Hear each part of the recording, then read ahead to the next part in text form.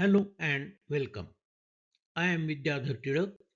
Today we are diving into the heart of Pragma Sophy, the Notion Holarchy.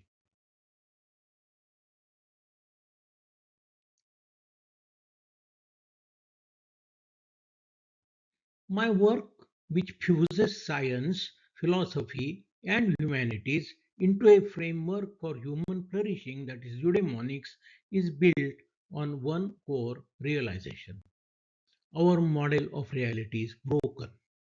We all use ideas that aren't real.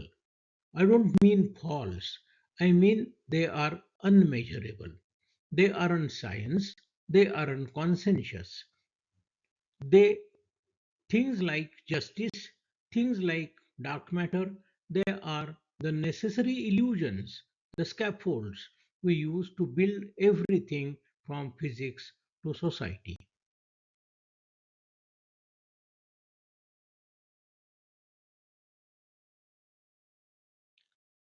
When we look at reality, we can partition it into three worlds. First, the experimental world. This is the stuff we all agree on: gravity, atoms, the speed of light, and so on. They don't care who you are.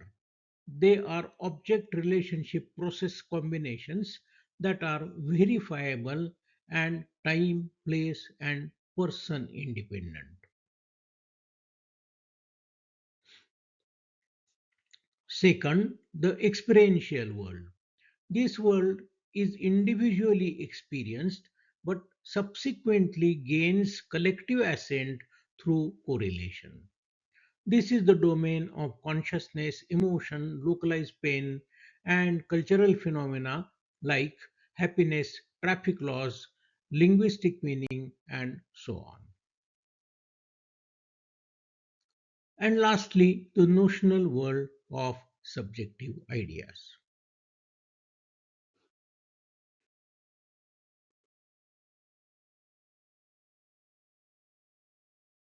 Now, if notional world is just a bunch of subjective ideas, how do we stop it from collapsing into a pure fantasy?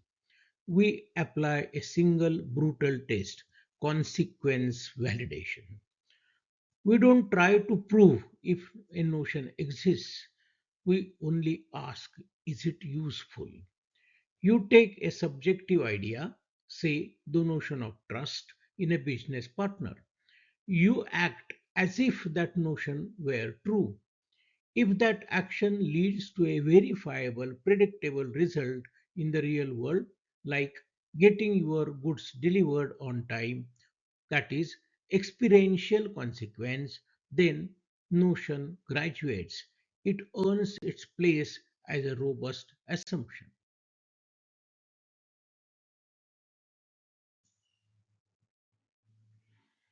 This leads us to the notion holarchy. It's not a ladder of value.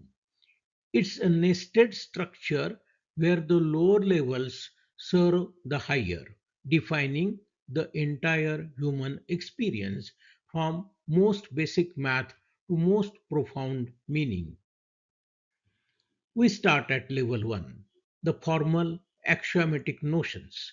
These are the most stable, most abstract scaffolding we have.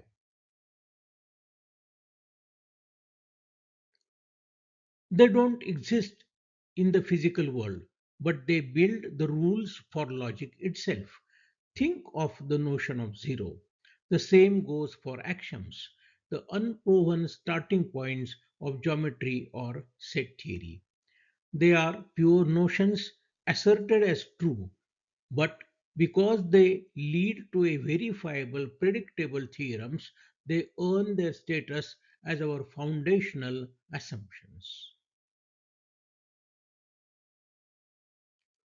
Every scientist, every engineer relies on level 1 notions to even begin, but for building their model of the experimental world.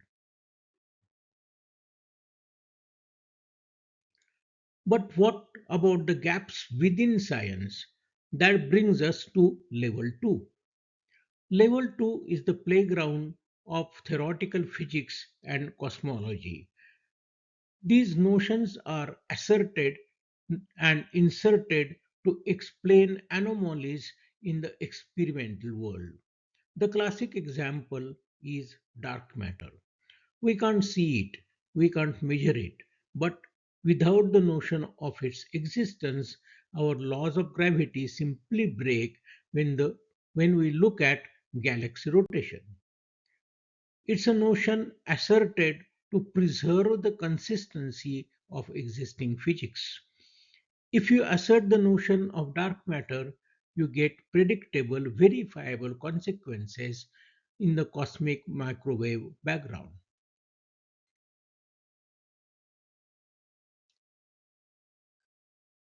The first two levels build the foundation for our understanding of the universe. Level 3 moves us up to the level that builds the foundation for our civilization. Level 3 notions are entirely agents' creations. They are collective agreements created by humans to regulate and stabilize experiential world. These are the concepts we live by, even though they only exist because we all agree that they do. The ultimate example money. A piece of paper or a digital ledger has no intrinsic value, it's purely notional. But asserting the notion of money and trust allows us for complex systems like global finance and the nation state. The verifiable consequence of these notions is scalable operation, cooperation, and stable social dynamics. When the notion of trust in the currency breaks down, the experiential world collapses into hyperinflation and chaos.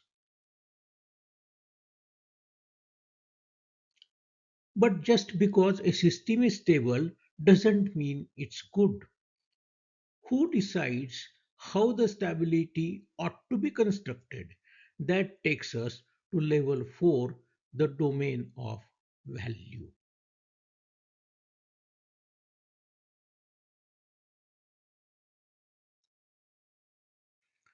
Level 4 is the core of axiology, the study of value. Notions like justice, duty, and human rights are subjective.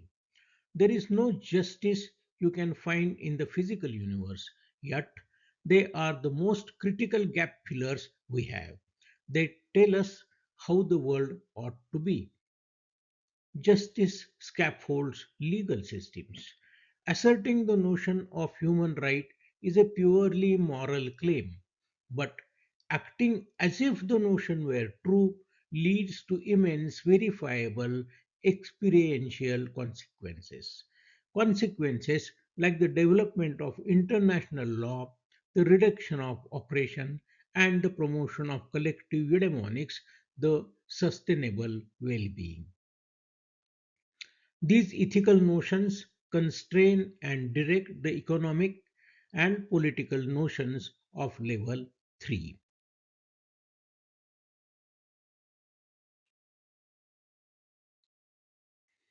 But life isn't just logic and rules, it's also feeling. How do we categorize the subjective intensity of our inner world? Level 5 notions deal with our individual sensory experience, beauty, taste, and the sublime. You can measure the symmetry of a face or the frequency of a musical note, both experimental facts, but the feeling of beauty is a subjective notion. It resides entirely in the individual's inner world, yet its consequences are profound. The notion of beauty drives entire creative industries, shapes architecture, and creates shared cultural moments. It generates verifiable experiential consequences, emotional uplift, pleasure, and the sense of cultural belonging, the compassion, which are all vital components of our well being. We covered the structure of reality, the rules of society, and the joy of experience. But there is still one final, terrifying gap these notions must fill, the question of ultimate purpose.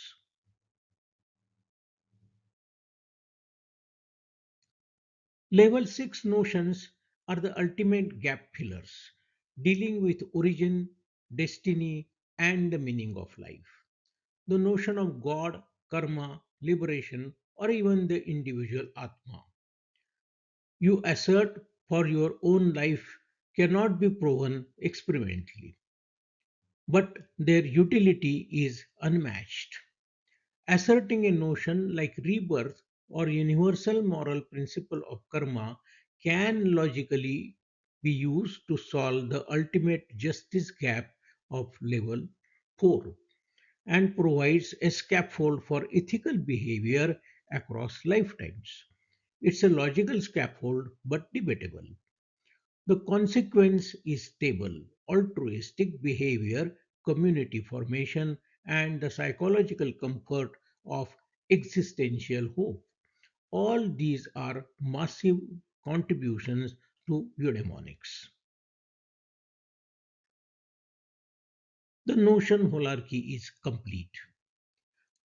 We see how the basic tools of thought support theoretical physics, which support society, which is directed by our values, which is inspired by our art, and which is ultimately anchored by our search for meaning.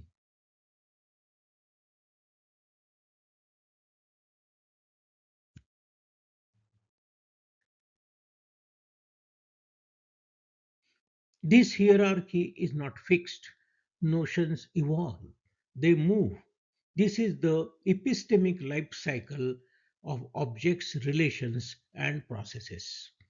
Reality is not built once, but continuously negotiated. This constant search for utility, for stabilizing consequences, is the purpose of Pragma Sophy.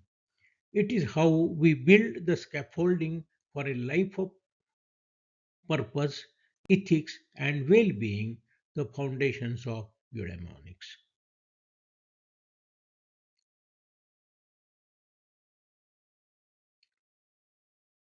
Pragma Sophy is Prajna Yajna. Please subscribe to my channel and visit my website if you are interested in more explorations into actionable knowledge and systemic thinking. Thank you and stay tuned.